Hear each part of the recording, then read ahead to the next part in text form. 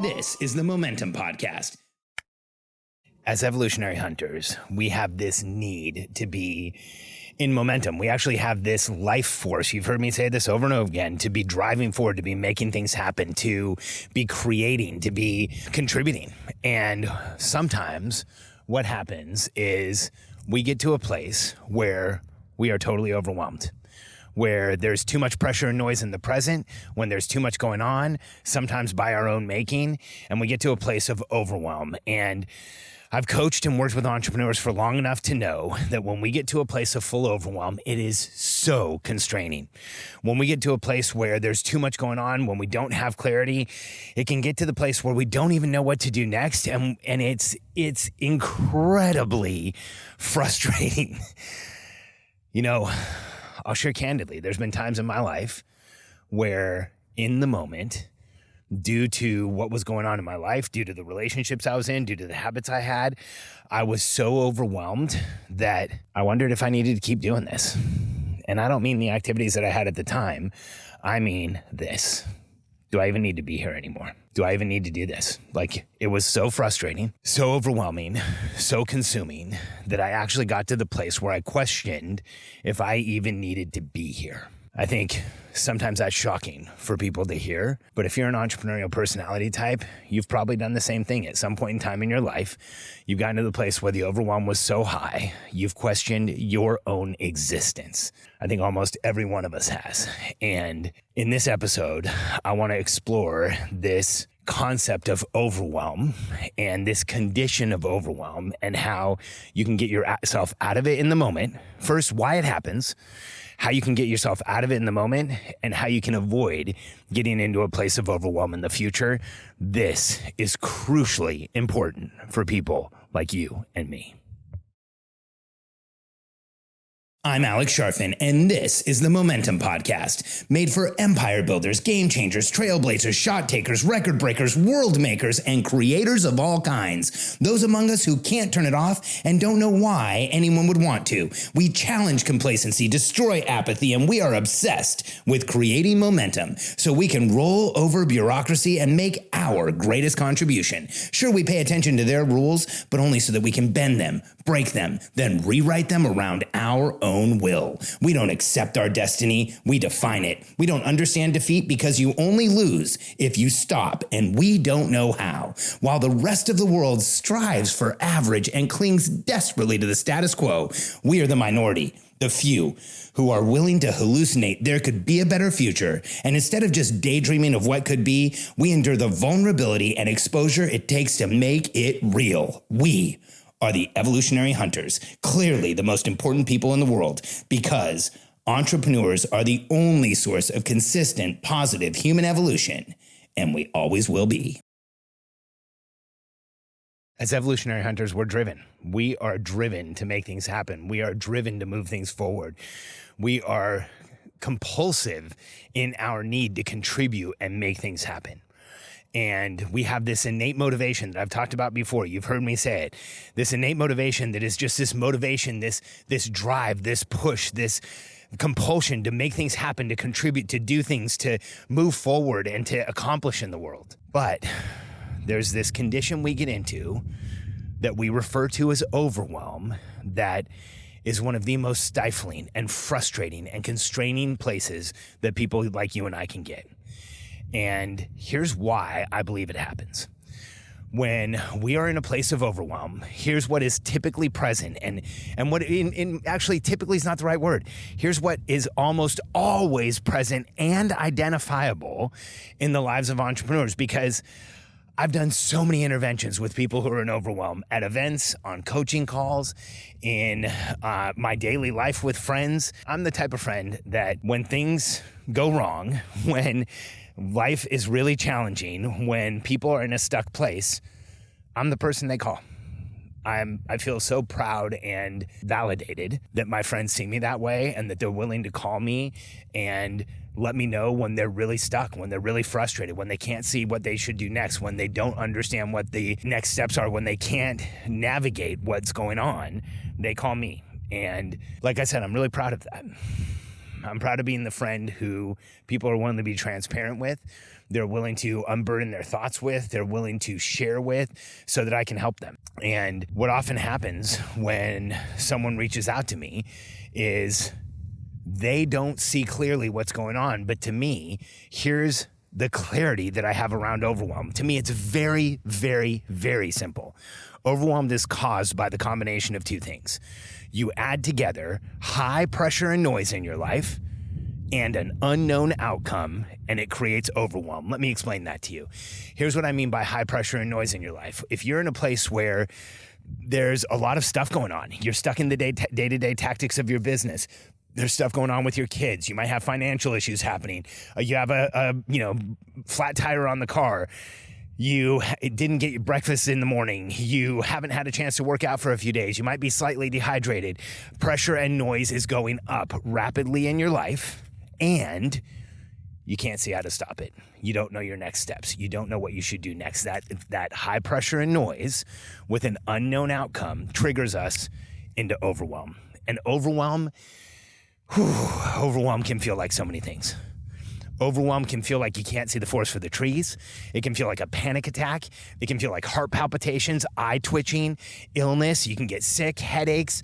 You can feel frustrated, triggered, reactive, really mean to the people around you, withdrawn from the people around you, not communicating with the people around you, communicating too much with the people around you. But overwhelm is one of these conditions where a lot of what we're doing tends to go on kind of an autopilot, and not a good autopilot, not the kind that lands the plane safely. It's like safely. It's more of an autopilot where we are not really in full control of what we're doing, and the overwhelm is driving so many of our behaviors. We get into this fight, flight, fawn, or freeze, and we show all the symptoms when we're really in a place of overwhelm. And here's why. As evolutionary hunters, we are designed to have an outcome. We are programmed to have an outcome. The outcome is always going on a hunt and achieving something and accomplishing something. Evolutionarily, it was going on the hunt and making a kill. As we have evolved as humans, it was achieving something, creating something, making something, changing something, contributing in some way to the world around us is what going on the hunt became. And when we are walking around day to day and we don't know why we're on the hunt or where we're going, it can be the most constraining and frustrating feeling for people like us, especially if there's high pressure and noise. You combine those two, you get overwhelmed. And overwhelm is this place where it's near impossible to do anything from. And so I want you to understand that just as easy and just as simple as you can explain overwhelm as high pressure and noise and an unknown outcome. By the way, if anybody ever wants to challenge me on this, I'd love to have a debate. I'd love to really work through this, because I believe this is fact. I believe this is truth. I believe this is exactly where overwhelm comes from, because I've helped hundreds, if not thousands of people overcome it by reversing this condition. And here's what I mean by that. If you have high pressure and noise and an unknown outcome, which is creating overwhelm for you in the moment, here's how you undo it. Here's how you get to a place where you're not overwhelmed. Here's how you get to a place where you can actually start to move forward without feeling the panic or the heart palpitations or the eye twitching or any of the other stuff that happens to us when we're in overwhelm. The equation is actually simple. And I know this sounds crazy, but you can actually take all the energy behind your overwhelm, all of the energetic you're feeling, and turn it into confidence. And it can be done in moments. Here's the process. Here's the process that I've shared with hundreds of people. Here's the process that I've seen be successful over and over again. Here's the process that, to be honest with you, has not failed, ever.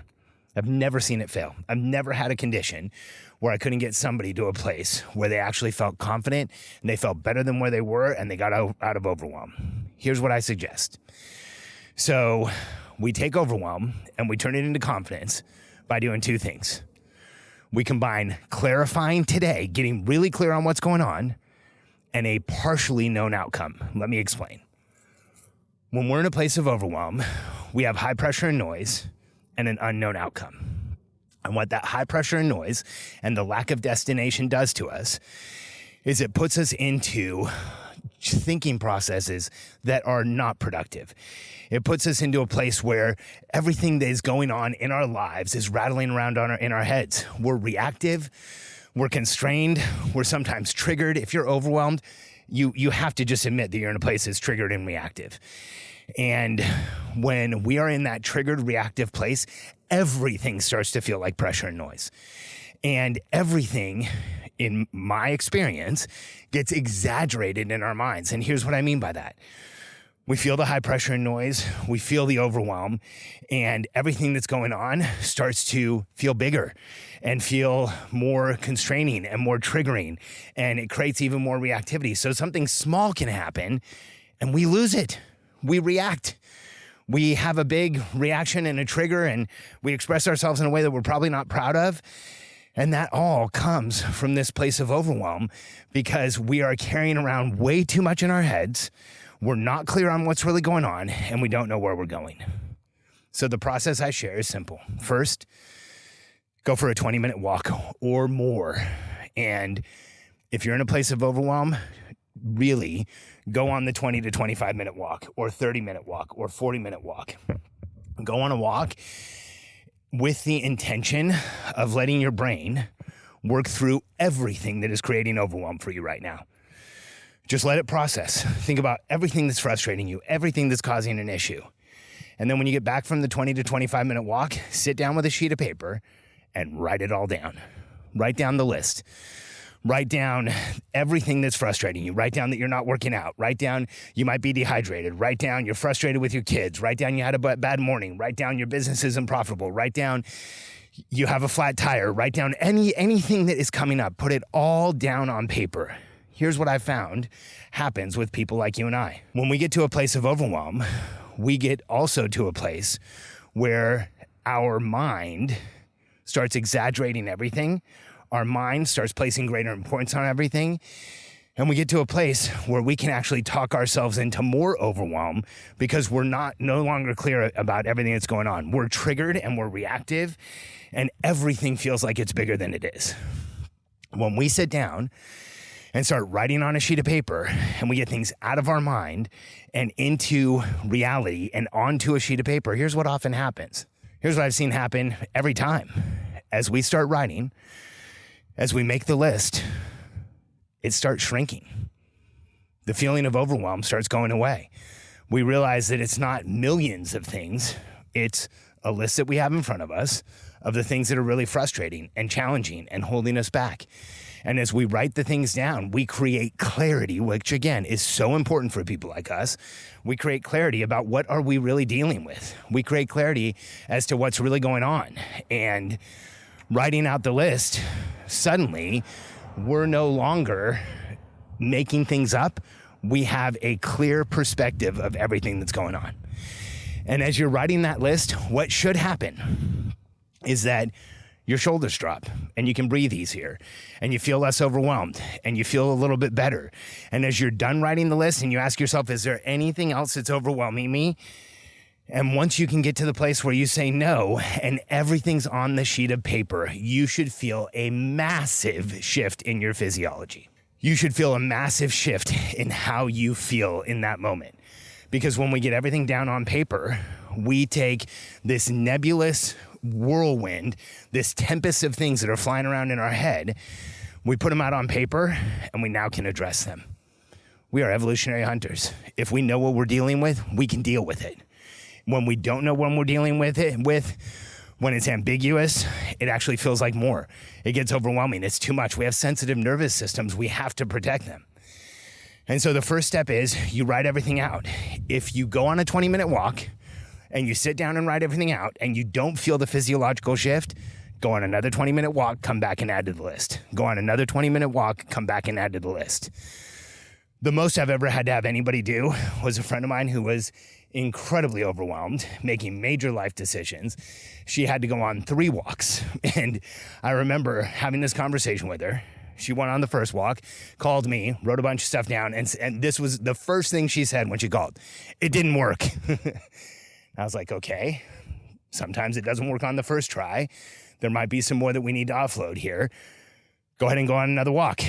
And she called me back afterwards. She's like, I feel a little bit better, but it didn't work. I don't feel relief. I don't feel like what you said it was going to feel. I said, great, go on another walk.